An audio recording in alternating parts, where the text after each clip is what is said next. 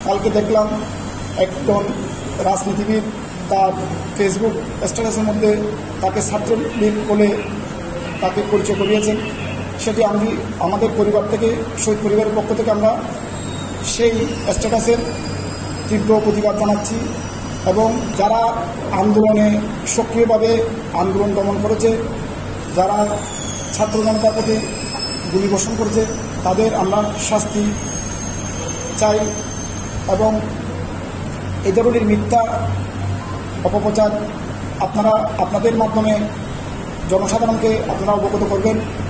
মানুষ যেন সঠিক তথ্য পায়, সঠিক তথ্য মানুষের কাছে আপনারা পৌঁছাবেন এবং আমরা যেন এই শহীদ আমাদের সদস্য সঠিক বিচার পাই, এই প্রত্যাশা আমরা আপনাদের মাধ্যমে রাখি জাতির বিবেকের কাছে।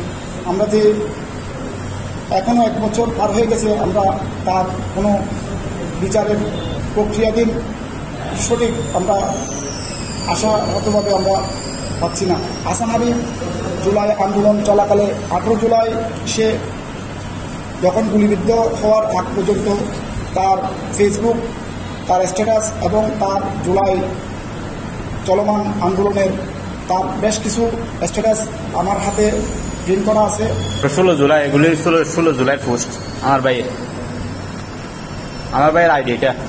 তারপর 18 জুলাই দমায় রাখতে পারবা না, এটা হচ্ছে যে আন্দোলনকালীন ছাত্রদের পক্ষ নিয়ে বলছে যে আমার ভাই।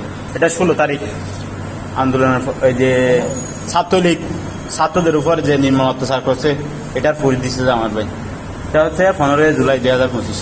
সাবাস প্রাণপ্রিয় ভাই ও বোনেরা, ছাত্রদের পক্ষ নিয়ে বলছে আমার ভাই। এটা হচ্ছে 11 জুলাই 2024।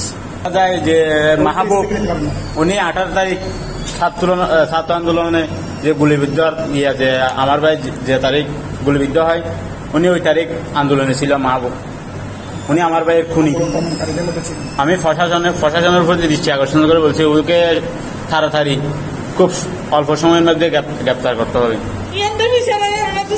এখন বিচার করি বললো না মিলাম প্রথমে আজ 1 বছর ঘুরে গিয়ে সহ্য করি আল্লাহর হাতে হাতে বিচার দিতে।